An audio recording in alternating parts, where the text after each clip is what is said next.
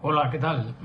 Mi nombre es Rafael Acosta de Arriba y quiero agradecer en primer lugar la invitación que me hiciera el colega y amigo Fran García, organizador del primer evento académico sobre León Trotsky en La Habana, y que junto con otros colaboradores se han mantenido realizando estas importantes actividades académicas.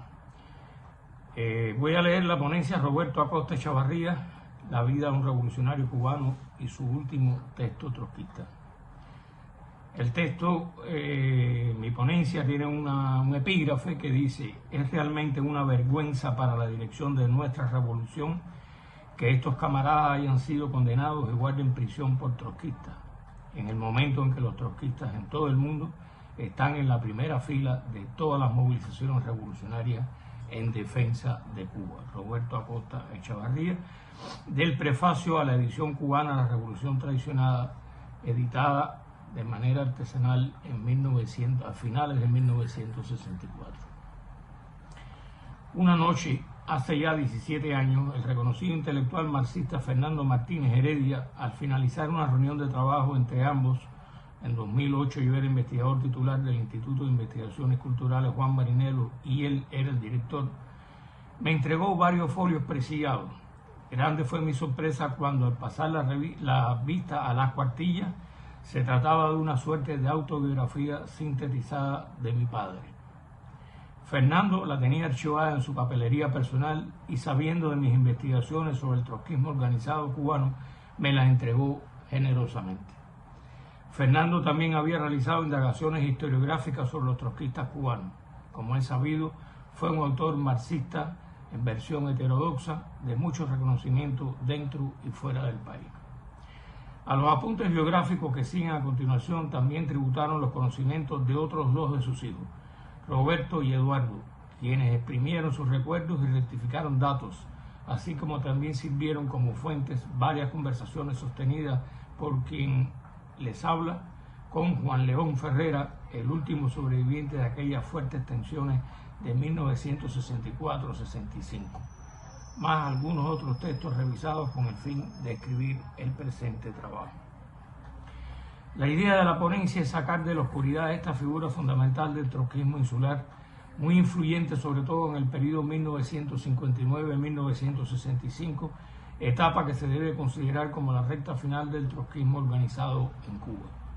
Se cumplen este año 3 décadas de la desaparición física de Roberto Acosta y el cuarto evento académico internacional sobre León Trotsky parece ser el lugar ideal para su evocación. Al final de la ponencia coloco un texto de su autoría, quizás el más importante escrito por Acosta. Vayamos al grano. Roberto Cayetano Acosta Echavarría nació el 1 de septiembre de 1912 en Santiago de Cuba, en el seno de una familia pequeño burguesa sin propiedades ni negocios particulares, es decir, de bajo nivel social.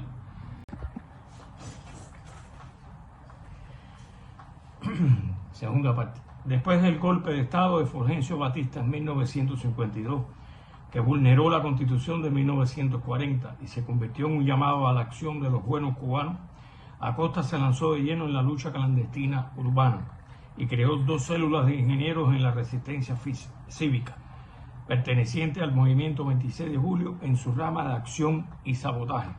También colaboró con las brigadas del movimiento, consiguiendo materiales para un atentado a Batista, así como para la voladura de puentes. En su hogar se tramitaron mensajes de y hacia la Sierra Maestra, algunos de y hacia Fidel Castro, como por ejemplo el llamado a la huelga de abril de 1958, firmado por Fidel. Durante más de un mes estuvo escondido en la casa de Roberto Acosta, el luchador clandestino e ingeniero Manuel Ray, jefe de la acción y sabotaje de la resistencia cívica, probablemente el hombre más buscado por la policía batistiana. Acosta también participó activamente en el llamado a la huelga general convocada por Fidel Castro en enero de 1959. En 1959 acompañó a Fidel Castro en calidad de vicepresidente de la Comisión Nacional de Fomento por varios días a un recorrido por la Ciénaga de Zapata para explorar la factibilidad de una idea de Fidel de desecar dicha ciénaga y proceder a su electrificación. proyecto que fue considerado no viable por expertos holandeses y cubanos, entre los que estaba Acosta. Hay varias fotos de ese momento. Los trotskistas cubanos, animados por el triunfo de la revolución, en la que colaboraron de manera individual en la lucha guerrillera y en la lucha urbana clandestina, decidieron reorganizarse. Dirigentes de la Cuarta Internacional de la tendencia posadista llegaron a La Habana a contribuir con la reorganización de los militantes trotskistas.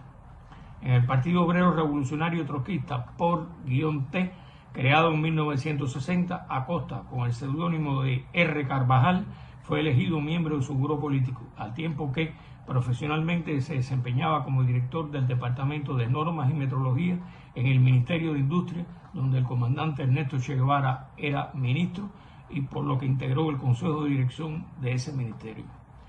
Acosta realizó una relevante función administrativa, a la par que era uno de los editores del boletín Voz Proletaria, órgano del partido. Esta publicación, que se imprimía en mimeógrafo en el hogar de Acosta, su esposa Carmen de Rivas era quien lo mecanografiaba y realizaba la mayor parte de la impresión y emplanes, se distribuía en varios organismos y el primer ejemplar se ponía encima del buró de la oficina de Guevara. Una buena parte de la dirección del partido trabajaba en dicho ministerio. En una ocasión, Che Guevara sostuvo una larga conversación con Acosta acerca de tópicos de economía política y le preguntó sobre sus actividades trotskistas, que obviamente eran de su conocimiento. Esa militancia trotskista nunca fue motivo de preocupación para el revolucionario argentino. A finales de 1964, en el hogar de los Acosta se concluyó la edición artesanal y doméstica.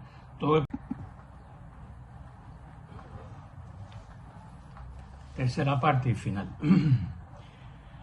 En el prefacio, Acosta demuestra al unísono tanto su fervor revolucionario como una visión maniquea y dogmática del escenario internacional. También analiza con ingenuidad colosal, era usual esa creencia entre muchos, el supuesto fin inminente de un sistema capitalista que, por el contrario, demostró sobradamente altas capacidades de regeneración a pesar del oleaje antisistema de los años 60. Al mismo tiempo, se refiere al libro de Trotsky, La Revolución Traicionada, a los talentos y agudeza del dirigente ruso-ucraniano asesinado en 1940 por órdenes expresas de Stalin, para analizar críticamente la situación de la dirección soviética y la conversión de ese país, líder del socialismo realmente existente, en una sociedad cerrada, dirigida y controlada por un aparato burocratizado y represor de la más mínima disidencia. Acosta menciona las tensiones entre China y la Unión Soviética, cisma fundamental del universo socialista. Se refiere a los países donde existen fuerzas trotskistas. Apoya la tesis de Trotsky de la revolución permanente como la estrategia idónea para combatir exitosamente al imperialismo. Condena las actitudes represoras de los estalinistas que han escalado posiciones en el aparato estatal cubano. Denuncia la prohibición del gobierno de imprimir en las imprentas estatales, por lo que la edición debió realizarse artesanalmente en copias mimeografiadas, y concluye con una valiente y enérgica condena a los militantes trotskistas detenidos y encarcelados recientemente por la dirección de la revolución, uno de cuyos párrafos he tomado como epígrafe de esta ponencia.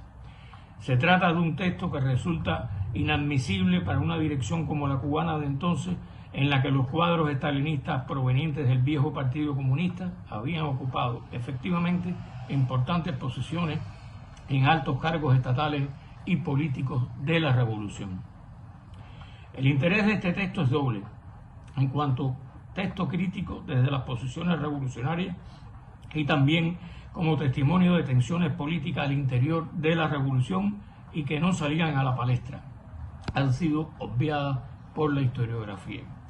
Justo en el año en que se crearía, en el mes de octubre, el nuevo Partido Comunista Cubano, ahora como emanación de la revolución.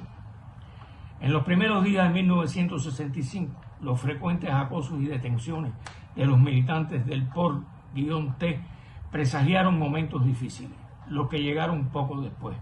Acosta y otros militantes trotskistas fueron detenidos y conducidos al Departamento de Seguridad del Estado, donde estuvieron por más de 3 meses. la publicación artesanal del libro de Trotsky y una pelea entre el joven trotskista Juan León Ferrera y un funcionario estalinista del Ministerio de Industria fueron los hechos que probablemente decidieron, para algunos observadores, propinar el golpe final al partido por parte de la dirección de la revolución. Pero en realidad el motivo central era que se trataba